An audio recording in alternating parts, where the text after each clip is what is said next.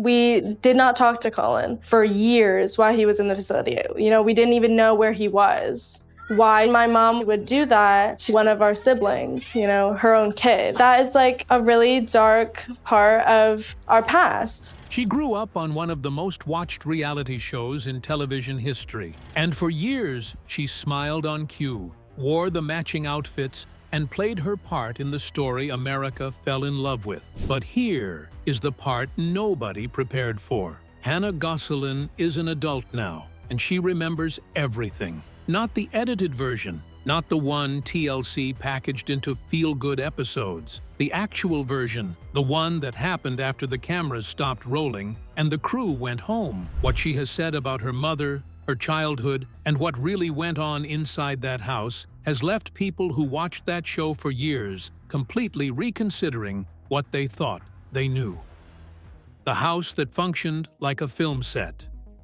Most people who watched Jon and Kate Plus 8 remember it as comfort television. A big chaotic family, 8 adorable kids, a mom who kept everything running with iron precision, and a dad who was perpetually one step behind. It was warm, relatable, and completely compelling. What almost nobody understood at the time was that the children living inside that house had no version of their lives that existed outside of being filmed. Hannah Gosselin was born on May 10, 2004, in Hershey, Pennsylvania, one of 6 sextuplets born to Jon and Kate Gosselin. She and her siblings, Alexis, Aiden, Colin, Leah, and Joel, joined older twin sisters Kara and Maddie, making the Gosselin household one of the most unusually structured family environments in America, long before a camera crew ever showed up. When TLC launched Jon and Kate Plus 8 in 2007, Hannah was 3 years old.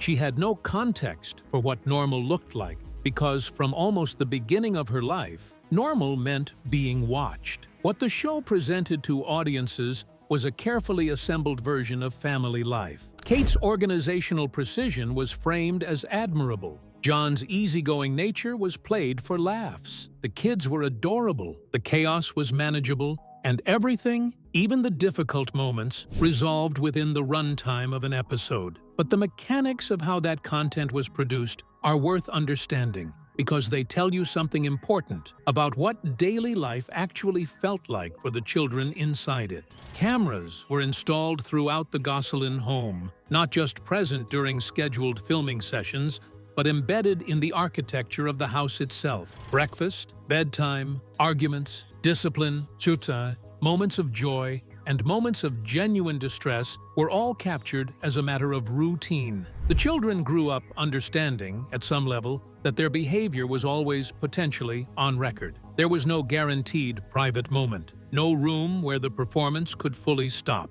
Kate was known for running the household with a level of structure that went far beyond what most parents would recognize. Meals were scheduled precisely, clothing was coordinated, behavior was expected to meet a specific standard, and deviation from that standard was addressed swiftly and firmly. Viewers watching at home often interpreted this as efficiency, which in some respects it was. 8 children require logistics, but for Hannah, who was by nature more emotionally expressive and sensitive than some of her siblings, that level of control had a different texture from the inside. She later described that period of her childhood as one in which appearances consistently took precedence over feelings. If something difficult happened, the priority was managing how it looked, not necessarily addressing what caused it. Emotions that didn't serve the image of the household as functional and cheerful were something to be managed rather than explored. By the time Jon and Kate Plus 8 was drawing its largest audiences, the Gosselin family had become a genuine cultural phenomenon. They appeared on magazine covers, were discussed on morning talk shows, and generated the kind of tabloid interest usually reserved for scripted celebrity drama. From the outside, it looked like a family thriving under attention. From the inside, the pressure of maintaining that image had already started extracting a cost. Jon and Kate's marriage was deteriorating throughout this period, a fact that was increasingly difficult to conceal on screen. By 2009, their divorce had become public, and the show itself was rebranded to reflect Kate's solo custody arrangement. Hannah was 5 years old when her parents' marriage ended on national television. She was old enough to understand that something had broken, not old enough to fully understand why, and surrounded at all times by cameras that ensured the breaking would be documented and distributed to millions of strangers. That was the foundation. And what got built on top of it is what Hannah has spent years carefully, deliberately, and with considerable emotional courage trying to describe. What the editing could never hide.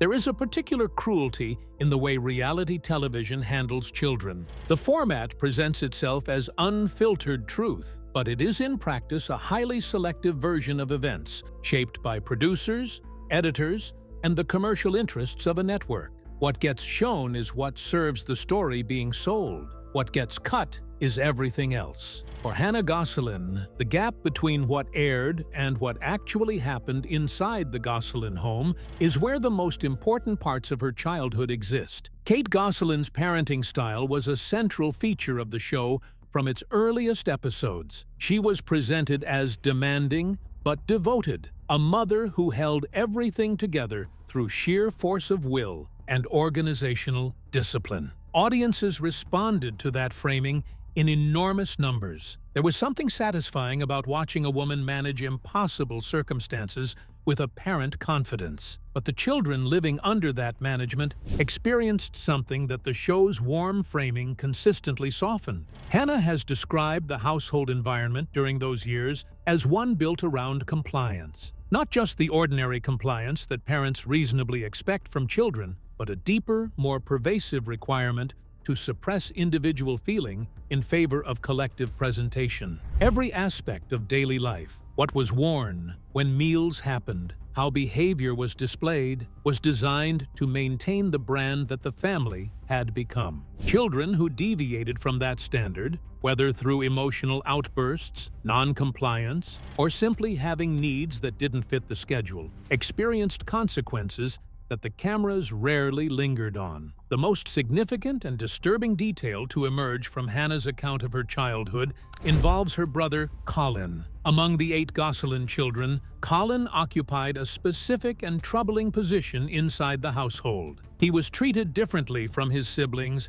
in ways that were visible to the other children, even if they couldn't fully articulate what they were seeing at the time. Hannah has described how Colin would be separated from the rest of the family during ordinary daily activities. He ate at different times. He was excluded from outdoor play that his siblings participated in freely. He was kept in a separate space within the house for extended periods, a space that Hannah described as a containment room. This was not an occasional consequence for a specific incident. It was a recurring feature of his daily life inside that home. Colin, now an adult, has corroborated these accounts with his own recollections, which are considerably more specific and considerably harder to hear. He has described the room as having been constructed with a bolt lock on the outside, a setup that meant his confinement was not voluntary and could not be ended by him. He has described being locked inside with the lights off and has spoken about security cameras inside the room that allowed Kate to monitor him remotely. Kate's public response to these accounts has centered on Colin's behavioral and psychiatric history, framing the arrangements as medically advised interventions for a child with documented special needs. She has maintained that professionals guided her decisions and that her actions came from a place of genuine concern. But the picture painted by Hannah and Colin does not describe a clinical intervention. It describes a child being punished, isolated, and hidden from the rest of the family in ways that left lasting damage. For Hannah, watching her brother disappear from the texture of daily family life was one of the defining experiences of her childhood. She was young enough that she lacked the framework to fully understand what she was witnessing, but old enough to feel the wrongness of it. The family felt incomplete in a way that she couldn't name. There was always something missing, she has said when describing that period, and the absence was not explained to the other children in any way that made sense.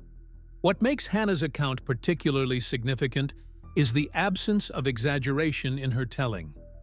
She is not performatively angry.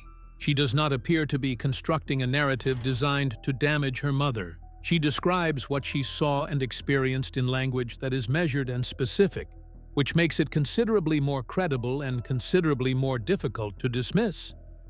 The family that millions of Americans believed they understood, through years of weekly episodes, was operating according to dynamics that the show was either unable or unwilling to show. And Hannah, who lived inside those dynamics from infancy, has spent years finding the words to explain what that was actually like. The year she chose her father. By 2018, Hannah Gosselin was 14 years old and had been living under her mother's primary custody for the better part of a decade. Kate had won that custody arrangement following the 2009 divorce, and for years, it had been the settled reality of the children's lives. Jon remained in the picture, but occupied a significantly reduced role, partly due to how the media had positioned him during and after the divorce, and partly due to the legal structure of the custody agreement itself. What shifted in 2018 was not a legal ruling or a dramatic confrontation. It was something quieter and in some ways more significant. Hannah made a decision. She had been spending time with Jon at his home in increasing amounts, the visits stretching longer and the returns to Kate's house becoming something she resisted rather than accepted. Jon has spoken about what he observed during that period. He described Hannah as visibly anxious in ways that concerned him,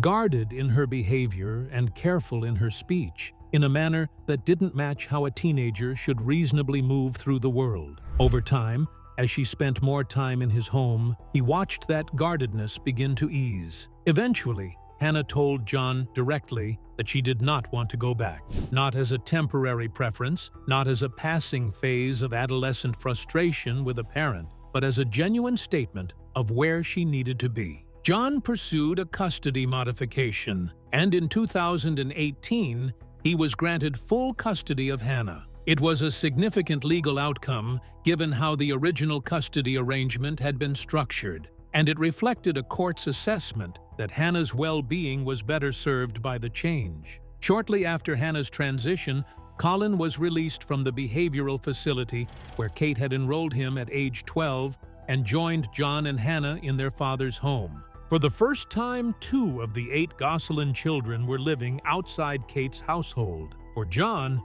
it represented something he had been working toward through difficult years of legal battles and public criticism. For Hannah and Colin, it represented something more immediate, a different kind of daily life. Hannah has described her life at Jon's home using language that is telling in its simplicity. She describes it as normal. Given the context of what came before, that word carries substantial weight. There were no cameras. Meals were not scheduled to the minute. She could have friendships, make mistakes, and navigate the ordinary texture of teenage life without those experiences being filtered through the requirements of a television brand. She has said that she finally felt able to be herself, not in a dramatic or performative way, but in the basic sense of not having to represent something or someone else at all times. The transition came with losses, though, and Hannah has been honest about that. Her relationships with her siblings became strained in ways that the physical distance only partially explains. The 8 Gosselin children had been sorted by custody into effectively 2 separate households, and the loyalties that came with that sorting created friction. Some siblings sided with Kate, others with Jon, and some appeared to be navigating a painful middle ground of their own. The closeness that had characterized the sextuplets as young children on television was replaced by something more complicated and less certain. Hannah has mentioned her sister Leah as the sibling she maintained the strongest connection with through this period, though even that relationship required effort across the lines that the family's fracture had drawn. She has spoken about hoping that eventually the family could find some version of reunion that didn't require cameras, contracts, or the management of public image. Just the ordinary bonds of siblings who share something no one outside that specific childhood could fully understand. The move to her father's home didn't resolve Hannah's complicated feelings about her past, but it gave her the conditions in which she could begin to sort through them without the pressure of performance, and that turned out to matter enormously for what came next. speaking on the record carefully and completely. For most of her teenage years, Hannah Gosselin said relatively little in public about her family. She had left Kate's household, rebuilt her daily life with Jon, and existed at a careful distance from the ongoing media coverage of the Gosselin family without actively contributing to it. This was a considered position, not a passive one. She understood better than most people what public statements could cost, having watched her family's private life become public property for years. That changed in 2023, when Hannah appeared on Vice TV's documentary series Dark Side of the 2000s. The episode focused on Jon and Kate plus 8 and featured accounts from multiple people connected to the show. Hannah's contribution was significant, not because she made sweeping accusations, but because she spoke with the kind of specific, grounded detail that is difficult to fabricate and difficult to dismiss. She discussed what life inside the Gosselin household had actually felt like for the children. She described the way daily existence was structured around appearances and brand maintenance, rather than the emotional needs of the children living there. She spoke about Colin's treatment in terms that were clear-eyed and specific, describing the separation from the family, the containment arrangement, and the way his absence from ordinary family activities had registered on the other children as something wrong, even when they were too young to fully articulate why. What distinguished Hannah's account from a straightforward public complaint about a difficult parent was its texture. She didn't present her mother as a villain in simple terms. She acknowledged that Kate was managing circumstances that were genuinely difficult. 8 children, a crumbling marriage, and the pressures of being a public figure simultaneously. But she also made clear that understanding those pressures as real doesn't require pretending that the impact on the children was acceptable or minor. Kate responded to the 2023 accounts from Hannah and Colin with public statements defending her parenting decisions. She reiterated that Colin's treatment was medically guided and that characterizations of abuse were inaccurate. Her oldest daughter, Maddie, aligned publicly with Kate during this period, stating that Colin had engaged in violent behavior and that the family's accounts were more complex than what was being presented in interviews. Jon's longtime partner, Colin Conrad, offered a contrasting characterization of Colin, describing him as a genuinely kind person whose behavior in their household bore no resemblance to the portrait Kate and Maddie painted. The family's public positions were, by this point, clearly divided, with each side offering accounts that served their respective positions in a dispute that had been building for years. Hannah navigated this carefully. She did not escalate. She did not respond to her mother's public statements with counterstatements. She had said what she had to say in the documentary format, in specific and measured terms, and she declined to turn the subsequent media cycle into an ongoing exchange. This restraint is itself worth noting. It suggests someone who spoke out because she felt it was necessary to do so, not because she was interested in sustaining a public conflict. By 2024, Hannah told interviewers that she and Kate had begun speaking again. The conversations were described as tentative and limited to ordinary topics: school, daily life, the surface-level exchanges that families sometimes use to maintain a connection, while the deeper repair is still in process. She acknowledged that Kate was her mother and that the relationship, however complicated, was not one she had written off entirely. That is a more nuanced position than either a clean reconciliation narrative or a complete estrangement would suggest. It reflects the specific emotional reality of someone who has experienced genuine harm within a relationship that also contains genuine love, and who is trying to hold both of those things without resolving them into something simpler than they actually are. Colin's account and what it added to the record. If Hannah's testimony opened a window into what the Gosselin household was actually like, Colin's public statements opened something considerably larger and considerably harder to look away from. His accounts, delivered in interviews throughout 2023, added specificity to what Hannah had described in broader terms and introduced details that reframed the entire picture of how Kate had managed her household during the years the cameras were rolling. Colin Gosselin spent time at a residential behavioral facility from around age 12, a decision Kate defended as medically necessary for a child with documented behavioral and psychiatric challenges. The public explanation, when Kate offered one, positioned the placement as the responsible action of a parent following professional guidance. What Colin said about that period and about the years preceding it told a different story. He described being singled out within the household from a young age, subjected to punishments and restrictions that his siblings did not experience for equivalent behavior. The containment room that Hannah referenced in her own account was confirmed and described in considerably more specific terms by Colin, who said the room had been fitted with an exterior bolt lock, was monitored by a camera that Kate could access remotely, and was used as a place where he was confined alone, sometimes in darkness, for extended periods. These are serious claims. They describe conditions that, if accurate, go significantly beyond strict parenting into territory that raises genuine questions about a child's safety and well-being. Colin made these statements as an adult, with the composure of someone who had processed the experiences enough to discuss them without immediate emotional collapse, which, counterintuitively, made the accounts more rather than less credible to people who heard them. What also stood out was the timeline Colin laid out. He wasn't describing isolated incidents. He was describing a pattern that began when he was 8 or 9 years old and continued for years, escalating rather than resolving over time. The behavioral facility placement, which Kate framed as a last resort after exhausting other options, was, in Colin's telling, the continuation of a longer story of being managed through isolation rather than supported through whatever genuine difficulties he was experiencing. He has said that he never received a clear explanation for why he was being treated differently from his siblings, which is itself a telling detail. Children who are genuinely receiving clinical intervention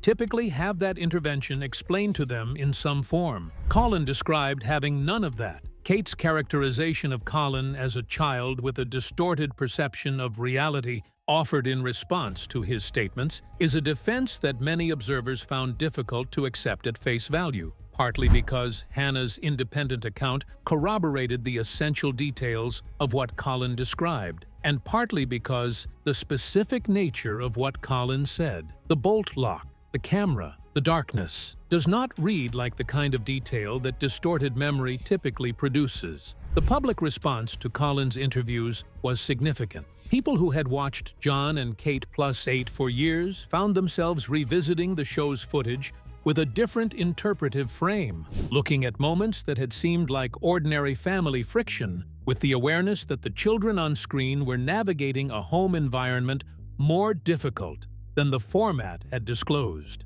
Maddie Gosselin's defense of her mother added another layer of complexity to the family's fractured public positioning. Her statements characterizing Colin as violent and her mother's actions as appropriate were delivered with conviction, but they did not address the specific structural details Colin had described. The door with the bolt lock from the outside, the remote camera monitoring, these were not refuted with counter-evidence. They were addressed primarily through characterizations of Colin's credibility. For Hannah, Colin's public statements validated something she had been carrying since childhood. She had watched her brother disappear from the normal rhythms of family life and had known it was wrong without having the language or the authority to say so at the time. Hearing him describe the same household she had grown up in, from his specific vantage point within it, confirmed that what she had sensed was real. It had not been misremembered or misunderstood. It had happened, and now it was on the record. Who Hannah Gosselin is now.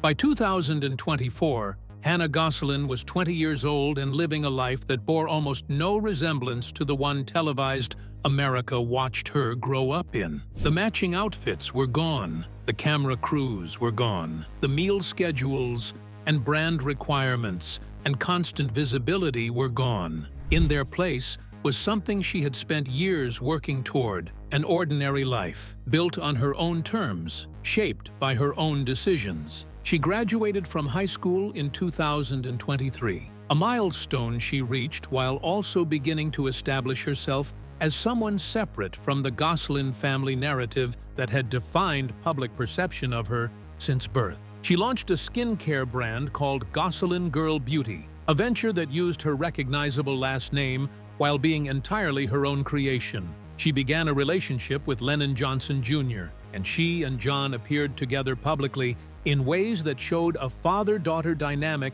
characterized by ease rather than performance. Their appearance on the Tamron Hall show in 2024, where they discussed a shared weight loss journey of 75 pounds between them, offered a picture of a relationship that had been rebuilt quietly and genuinely over years of living in the same household. Jon had been the absent, criticized, tabloid unfavorable parent for most of Hannah's childhood. By the time she was in her late teens, he was the parent she had chosen, and the one whose home had given her the conditions she needed to start figuring out who she actually was. Hannah remains in contact with some of her siblings. Leah, in particular, has maintained a meaningful connection with her across the divide the custody split created. The twins, Kara and Maddie, live their own adult lives with varying degrees of public engagement. 4 of the sextuplets, Alexis, Joel, Leah, and Aiden, remained with Kate in North Carolina.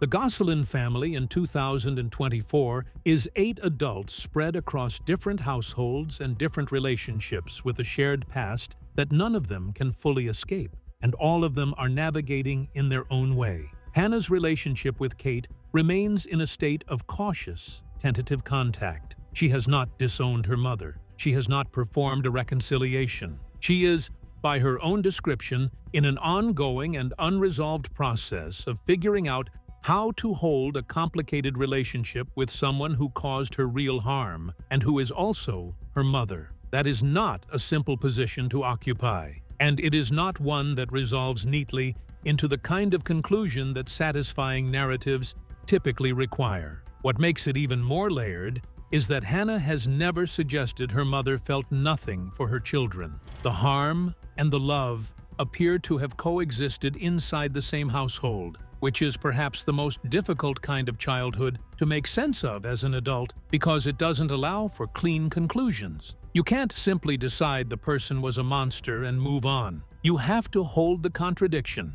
and that takes considerably more emotional work than either full forgiveness or full estrangement would require. What Hannah Gosselin represents, in the context of reality television's long and complicated relationship with the children it features, is something genuinely important. She is one of the first children of a major reality format to grow up, gain her own voice, and use it to describe the experience of having been filmed without being able to consent to or understand the implications of that filming. She is not the last. The children who appeared on reality television throughout the 2000s are adults now, and their accounts of those experiences are beginning to accumulate into a larger reckoning with what the format asked of the youngest and least powerful people in front of its cameras. Several former child reality stars have spoken in recent years about the psychological weight of growing up with a documented public identity that they had no role in constructing.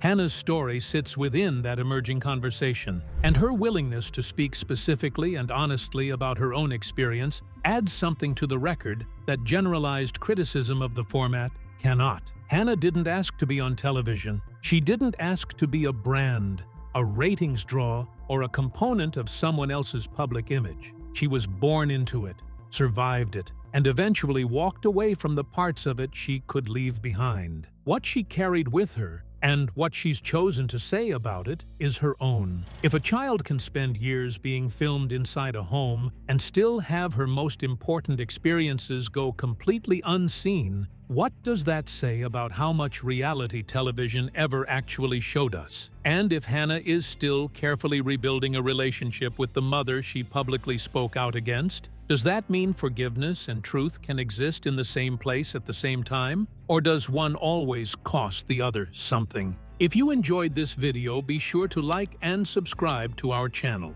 For more interesting stories like this, be sure to click on the next video that pops up on your screen. You never know what you'll discover next.